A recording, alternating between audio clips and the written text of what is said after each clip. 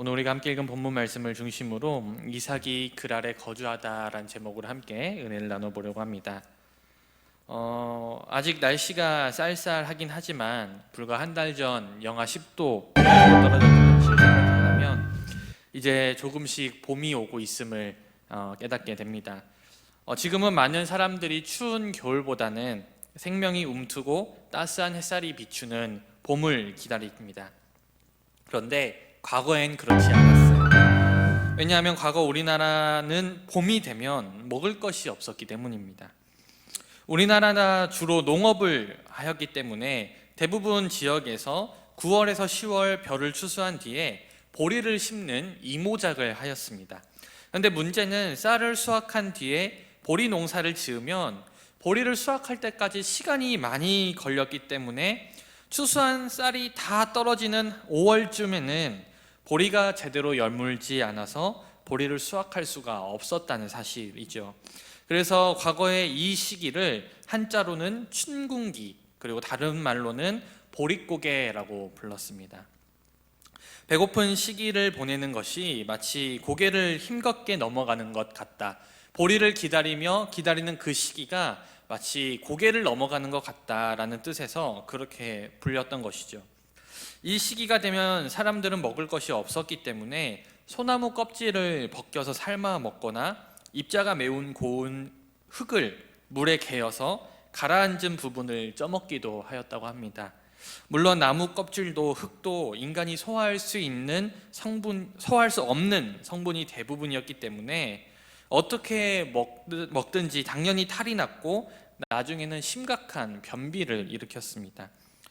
이처럼 보릿고개 때 먹을 수 없는 것을 먹어서 심한 변비가 나고 이로 인해 항문이 찢어지기도 하였는데, 여기서 유래된 말이 바로 찢어지게 가난하다라는 말입니다. 여기서 찢어지게라는 건 항문이 찢어진다는 뜻이죠. 가을에 풍성히 수확을 해도 보릿고개가 늘 찾아왔던 걸 생각해 본다면, 혹여나 가을에 기근이 들었다면 그 상황이 어땠을지는 감히 상상조차 되지 않습니다. 물론 지금이야 먹을 것이 너무나도 풍성해져서 약간의 기근이 온다 할지라도 물론 농민들의 피해는 크겠지만 우리가 당장 먹을 음식이 없어지지는 않습니다. 그러나 이처럼 과거에는 기근이나 가뭄은 정말로 사람들의 생명을 위협하는 일이었습니다. 오늘 본문은 이삭이 살던 땅에 기근이 들었다라는 말로 시작합니다. 당시에 이삭 집안의 사람들은 농업을 하지는 않았지만 대부분 목축업을 기반으로 하고 있었고, 목축업 역시 많은 풀을 필요로 하는 사업이었습니다. 게다가 이삭이 거느리던 짐승들의 숫자가 상당히 많았기 때문에 당연히 많은 풀이 필요했겠죠. 그러니 이 땅에 기근이 들었다는 것은 단순히 이삭이 먹을 것이 없다라는 뜻을 넘어서 이삭이 거느리고 있었던 그 수많은 짐승들도 먹을 게 없어서 죽을 위기에 처했다. 다시 말해서 이삭의 전 재산이 지금 위협받는 위치에 있는 것입니다. 하는 수 없이 이삭은 아비멜렉이 통치하던 그랄 땅으로 갔어요. 저자는 이때 임한 기근에 대해서 설명하면서 아브라함 때 가나안 지역에 임했던 기근의 버금가는 규모였다라고 설명을 합니다. 우리가 이전에 창세기 말씀을 살펴볼 때 이 가나안 땅에 기근이 들어서 아브라함이 애굽 땅으로 내려가는 장면을 우리가 함께 살펴본 적이 있습니다. 믿음의 조상이라고 불렸던 아브라함조차도 약속의 땅을 버리고 애굽 땅으로 내려갈 만큼 기근이라는 이 이슈는 굉장히 심각한 이슈였고, 이러한 상황 속에서 이삭도 애굽으로 떠나는 것이 현명한 선택이라고 생각했을지도 모릅니다. 아멘. 왜냐하면 오늘 말씀에서 이삭이 옮겨갔다고 기록하고 있는 이 그랄이라는 지역은요, 가나안 땅이긴 가나안 땅이었어요. 그러니까 약속의 땅은 떠나지 않은 것이죠. 가나안 땅이었지만 애굽에서 멀리 떨어지지 않은 가나안 땅이었습니다. 그러니까 이삭이 오늘 그랄로 갔다, 가나안 땅에 기근이 찾아와서 그랄로 갔다는 말은 여차하면 나도 애굽으로 내려가겠다, 혹은 애굽으로 가던 중이었다라는 가능성이 높아 보이는 것이죠. 그러나 하나님께서는 이삭에게 나타나셔서 애굽으로 내려가지 말고 이 그랄 땅에 머물라고 말씀하십니다. 그리고 하나님께서는 이삭에게 자신의 아버지 아브라함과 맺은 언약을 다시 한번 확인시켜 주시면서 이삭이 가나안 땅에 머물 때 하나님께서 그의 후손을 심히 많게 하시겠고 또한 이 땅을, 이 가나안 땅 전체를 이삭에게 주실 것이라 약속을 하십니다. 지금 이삭은 선택의 순간에 놓여 있죠. 하나님 말씀에 따라서 그랄 땅에 머물 것인지 아니면 애굽으로 내려갈 것인지 이삭은 선택을 해야 했습니다. 물론 그 선택은 쉽지 않았을 거예요. 물론 하나님께서 그가 이 땅에 머물러 있어야 하나님의 약속을 성취해 주시겠다고 말씀은 하셨지만 지금 그가 머무르고 있는 땅의 현실, 그리고 그가 두 눈으로 지금 똑똑히 보고 있는 이 땅의 현실은 기근이 들어서 자신이 거느리고 있는 수많은 가축들, 그리고 자신의 가족들이 먹을 게 하나도 없는 그러한 그 땅의 현실을 체험하고 있었기 때문이죠. 하나님의 약속은 미래에 대한 소망이고 내가 지금 체험하고 있는 현실은 이 땅에 전혀 소망이 없어 보이는 상황이었다는 것입니다. 자칫 잘못하다가 이 땅에 머물겠다 결정했을 때 자신의 가축이 모두 죽음을 맞이하고 자신의 전 재산을 잃어버릴 수도 있는 결정이 바로 이 그랄 땅에 머무르는 결정이었습니다. 그러나 이삭은요, 눈에 보이는 현실보다 하나님의 약속을 붙잡기로 결정했습니다. 그래서 그는 그랄 땅에 머물기로 결정하였죠. 여러분, 오늘 여기서 우리는 신앙이 이론을 초월하는 예를 보게 됩니다. 기근이 있는 가나안 땅에 거하는 것보다는 나일강이 흐르고 있고 늘 비옥한 이집트 땅으로 향하는 것이 훨씬 더 합리적인 일이죠. 그런데 하나님께서는 자신의 특별한 섭리와 뜻을 이루기 위해 이삭과 그의 가족을 가나안 땅에 머무르게 하셨습니다. 우리가 구약 성경을 계속 살펴보면서 이스라엘 민족들, 그리고 특히 아브라함 이후로부터 시작되는 이 아브라함의 가족들에게 하나님께서 가나안 땅에 대해서 이토록 마치 집착이라 느껴질 정도로 강조하시는 이유가 있어요. 하나님께서 말씀하신 이 하나님의 언약, 이 하나님의 약속, 심히 많은 자손과 가나안 땅을 주겠다는 이 약속은 바로 예수 그리스도와 관련된 약속이기 때문입니다. 이 아브라함의 혈통을 통해서 결국에는 예수 그리스도 메시아가 탄생할 것이고, 그리고 그 메시아가 탄생할 땅이 바로 가나안 땅, 예루살렘 땅이었기 때문에, 이스라엘 땅이었기 때문에 하나님께서는 그 모든 과정 가운데 자손과 땅에 대한 약속을 계속해서 주고 계신다는 뜻이죠. 오늘 우리가 이 말씀을 삶에 적용할 때 주의해야 될 점이 바로 여기에 있습니다.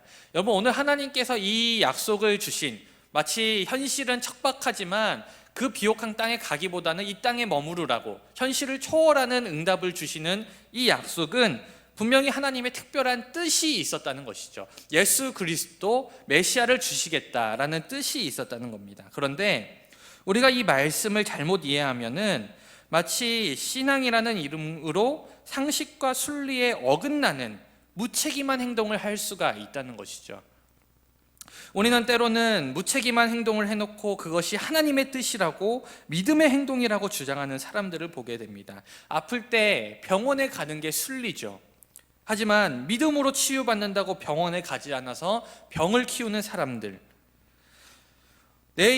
내가 하는 일에 역경이 찾아오면 극복하려고 시도를 하는 게 당연한 순리이지만 어떠한 노력도 하지 않은 채 역경이 찾아왔으니까 하나님의 뜻이 아닌가 보다 하고 모든 걸 포기하는 사람들, 그러한 사람들이 바로 이 신앙과 현실을 구분하지 못하는 사람들입니다. 하지만 우리가 세상의 순리나 논리를 무시하지는 말아야 돼요. 분명히 현실에 처해 있는 우리가 이 땅의 순리와 현실은 인정해야 합니다. 다만 우리가 정말로 하나님의 뜻에 따라서 상식을 초월하는 일을 하려고 한다면 그 일이 분명히 하나님의 뜻인지, 하나님이 기뻐할 만한 일인지, 그리고 그 일이 하나님과 이웃을 섬기기 위한 일인지를 돌아보아야 한다는 것입니다. 우리가 분명한 하나님의 응답을 받아야만 우리의 상식을 초월하는 일에 우리가 담대히 나아갈 수 있다는 사실을 우리가 오늘 보게 되죠. 오늘 이삭은요, 분명한 하나님의 뜻을 받았고 그래서 그랄에 머물렀습니다. 그가 기근이 있었음에도 그 땅에 머무는 것은 앞으로 그 땅을 주신 하나님의 말씀에 순종하는 행위였습니다. 약속의 땅을 떠나지 말라는 그 하나님의 말씀에 철저히 순종하는 행위였어요. 참으로 용감하죠. 어떻게 이런 대단한 믿음이 있을까 싶기도 합니다. 전 재산을 잃어버릴 수도 있는 상황에 하나님의 말씀 때문에 그 땅에 머무는 결정을 한 이 이삭의 믿음이 참으로 대단해 보이죠. 그런데 이삭도 실수를 하고 맙니다. 아버지 아브라함이 이전에 실수했던 걸 똑같이 답습하는 걸 우리가 보게 돼요. 아버지 아브라함이 둘째나 이 사라를 여동생이라고, 자신의 아내 사라를 여동생이라 속이는 것을 그 아들 이삭도 똑같이 반복하게 되는 거죠. 자신의 아내 리브가가 너무 아름답고 예뻐서 그 땅에 있는 주민들이 이 리브가 때문에 자신을 해할까봐, 자신을 죽일까봐 리브가를 자신의 여동생이라고 소개하며 블레셋 왕 아비멜렉과 그 백성들을 속였습니다. 아브라함이 그러했던 것처럼 이삭도 하나님께서 그의 아내를 지켜주실 것이라는 믿음이 확고하지 않았던 것이죠. 사랑하는 여러분, 우리가 이 이삭의 모습을 통해서 깨닫게 되는 게 있습니다. 우리가 아무리 마음을 굳게 먹고 하나님 말씀에 순종한다 할지라도 오늘 이삭의 모습처럼 현실의 두려움과 걱정, 그리고 우리의 연약함 때문에 우리의 믿음이 흔들릴 때가 있다는 것이죠. 여러분, 이삭의 믿음은요 대단합니다. 자신의 전 재산을 거는 결정을 할 만큼 대단한 믿음이었어요. 어쩌면 이삭도 스스로 나 좀 대단한데, 나 정도면 하나님 잘 섬기는데 생각했을지도 몰라요. 그런데 이러한 이삭도 아이러니하게도 자신에 대한 목숨에 대한 염려가 찾아왔다는 거죠. 목숨을 걸고 그랄 땅에 머물기로 결정했는데 목숨이 위협받을까봐 아내를 누이라고 속이게 되는 이런 아이러니한 상황들이 펼쳐지게 된다는 것입니다. 왜냐하면 아브라함도 그랬듯이 이삭도 완전하지 못했기 때문이죠.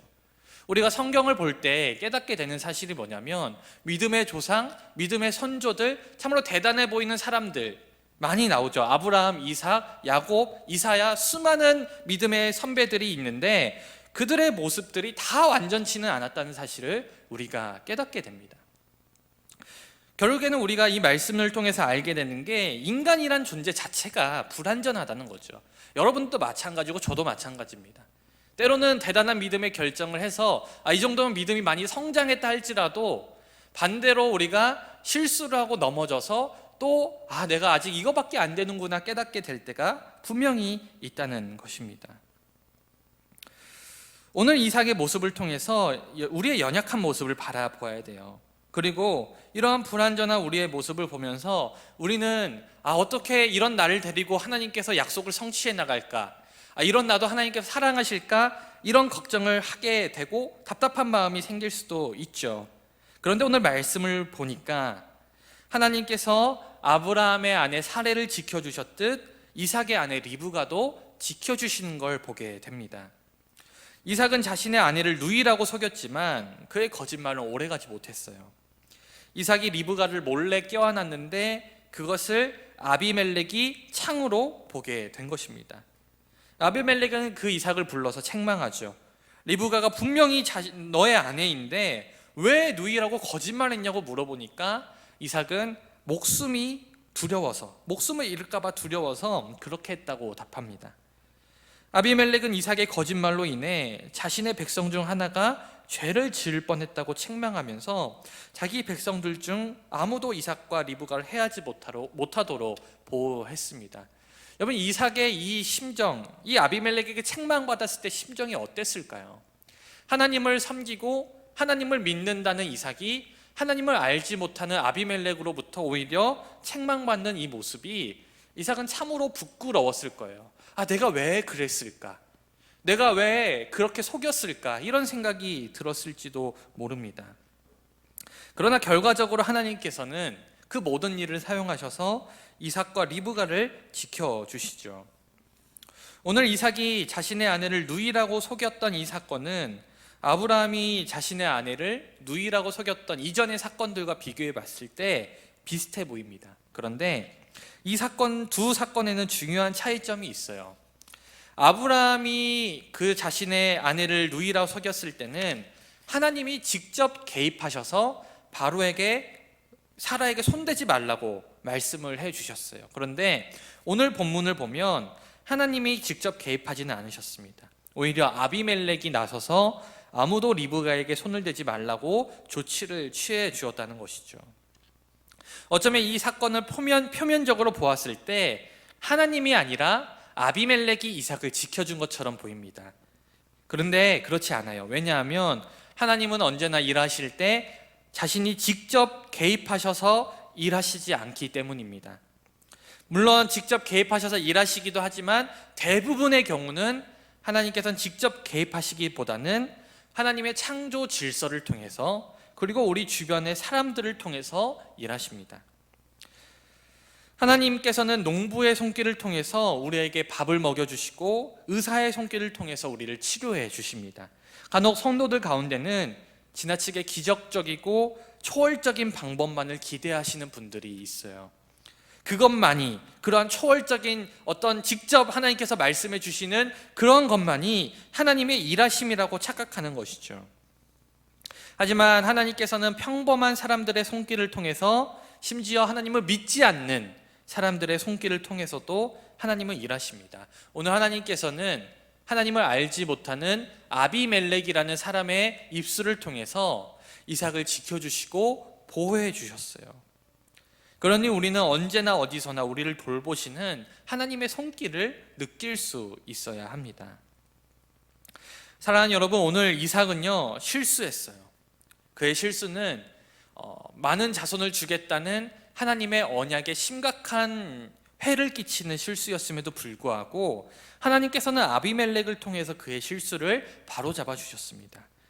단순히 바로잡아 주셨을 뿐만 아니라 그를 지키시고 보호해 주셨어요. 그리고 결국에는 기근이 임한 그 땅에 머물기로 결정한 이삭은 그곳에서 100배나 되는 열매를 거두게 됩니다. 여러분, 어떻게 이런 일이 가능합니까? 이게 가능한 일이 아니죠. 기근이 들어있는데 100배의 수확을 한다는 것은 말도 안 되는 이야기입니다. 그런데 하나님의 약속은요 현실을 넘어서는 일이에요. 이삭이 눈에 보이는 것은 기근이 들어서 척박한 땅이었죠. 그가 지금 땅을 딛고 있는데 그 땅은 분명히 기근이 들어있는 땅이었습니다. 그런데 하나님의 약속이 그 땅에 임한다는 것을 그가 확인하자마자 마른 땅을 통해서 하나님께서는 이삭의 수많은 가축들을 먹이시고 이삭의 가족들을 먹이시고 그의 재산을 불려주시는 모습을 우리가 보게 된다는 것입니다. 이삭이 오늘 하나님의 약속을 붙잡고 살아갔듯이 우리가 하나님의 약속을 붙잡고 살아갈 때 우리의 삶에도 이러한 기적들이 일어난다는 것이죠. 그렇다면 우리가 이 시대를 살아갈 때 붙잡아야 될 약속이 무엇입니까? 바로 주님께서 우리와 끝날까지 함께 하시겠다는 약속, 그리고 이 땅 끝까지 복음이 전해질 때 주님께서 다시 오시겠다고 말씀하신 그 약속이죠. 이 땅 끝까지 복음이 전파된다면 이 나라, 이 세상, 이 땅이 새로운 땅과 새로운 하늘이 되어서 완전한 하나님의 나라가 임할 것이라는 그 약속을 우리에게 주셨습니다. 그런데 여러분, 우리가 발을 딛고 살아가는 이 세상의 현실, 여러분들이 두 눈으로 보고 있는 이 삶의 현실이 어떻습니까? 여러분들 삶에 주님이 매일매일 동행하시는 게 느껴지세요? 아니면 마치 이삭이 머물던 그랄 땅에 이 기근이 임했던 것처럼 복음이 전파되기보다는 오히려 복음이 위축되고 있는 것처럼 보이지는 않으십니까? 여러분, 우리가 살아가는 세상은 주님이 말씀하시는 것처럼 부흥하기보다는 오히려 주님의 말씀이 소멸해 가고 있는, 더욱더 위축돼 가고 있는 현실인 것처럼 보입니다. 하지만 우리가 오늘 이삭의 말씀을 기억해야 되는 것은 이삭은 결코 부유해질 수 없는 환경 속에서 부유해졌다는 사실이에요. 심지어 그의 연약함으로 인해서 아내를 빼앗길 뻔한 순간들도 있었지만 아비멜렉을 통해 위기도 극복했습니다. 왜냐하면 그 모든 것들이 하나님의 약속에 기반하고 있었기 때문이에요. 그러니 아무리 복음을 전하기에 척박해 보이는 환경이라 할지라도, 우리의 연약함이 여전히 존재한다고 할지라도 하나님이 약속하셨고 하나님이 여러분들을 선택하셨다면 주님은 분명히 여러분들과 함께 하시고 여러분들을 들어 쓰실 것이라고, 그리고 복음은 땅끝까지 전해질 것이라고 저는 분명히 확신합니다. 어쩌면 주님께서 우리에게 이러한 현실을 허락해 주셨는지도 몰라요. 여러분, 저는 오늘 말씀을 보면서 이러한 의문점이 들었습니다. 하나님께서는 왜 가나안 땅을 말씀하셨을까? 여러분, 애굽 땅이었으면 좋았잖아요. 애굽 땅은 늘 풍요로운 땅이었습니다. 강을 끼고 있어서 사시사철 기근이 들지 않는 땅이 애굽 땅이었어요. 하나님은 전지전능하시고 하나님은 능력이 대단하신 분인데, 그렇다면 애굽 땅을 선택하셔서 모든 백성들에게 풍족하게 먹여주시면서 그 뜻을 이뤄갈 수 있었음에도 불구하고 하나님께서 이삭에게, 아브라함에게 허락하신 땅은 척박한 가나안 땅이었다는 사실을 우리가 기억해야 돼요. 하나님께서는 그 척박한 환경 속에서 하나님의 약속을 붙잡고 살아갈 그 믿음의 결단을 우리에게 요구하셨기 때문에 그럴지도 모른다는 생각을 저는 하였습니다. 여러분, 우리 주변 환경을 돌아보면 참으로 신앙생활 하기 힘든 현장이 있죠. 복음이 위축되어 있는 것 같고 마치 복음에 기근이 들어있는 것 같은 현장입니다. 그런데 하나님께서는 여러분들을 그 땅으로 인도하셨음을 기억해야 돼요. 지금 우리가 살고 있는 이 현실이 바로 우리의 약속의 땅임을 우리가 기억해야 합니다. 그러니 우리가 해야 될 일은 우리의 주변 현실들을 바라보면서 절망하는 일이 아니라, 우리의 주변 현실은 너무나 척박하고 기근이 들어있는 것 같지만 하나님의 약속이 이 땅에 임하면 언젠가는 다시 부흥할 날이 찾아올 것이다, 다시 일어설 수 있을 것이다, 그 주님의 약속을 붙드는 일이 우리에게 필요합니다. 사랑하는 여러분, 여러분들을 믿지 마십시오. 주님을 믿으시기 바랍니다. 나를 믿으면, 나의 완전함을 믿으면 분명히 넘어지게 되어 있어요.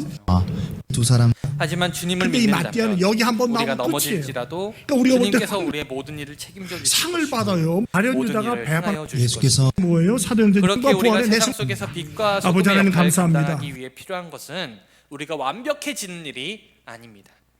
우린 여전히 부족하고 연약하고 어쩌면 세상 끝날까지, 우리가 이 세상의 삶을 마치는 그 순간까지 여전히 우리는 부족할지도 모르지만 주님의 약속은 완전하기 때문에 주님의 약속만 붙잡는다면 주님은 신실하게 여러분들을 사용하실 것입니다. 그러니 우리에게 필요한 것은 완전함이 아니라 바로 믿음입니다. 사랑하는 여러분, 오늘 이삭처럼 믿음을 가지고 하나님의 약속을 붙잡음으로써 때로는 넘어지더라도, 때로는 실수하더라도 주님 붙잡고 끝까지 세상 속의 빛과 소금의 역할을 잘 감당하시길 주님의 이름으로 간절히 축원드립니다.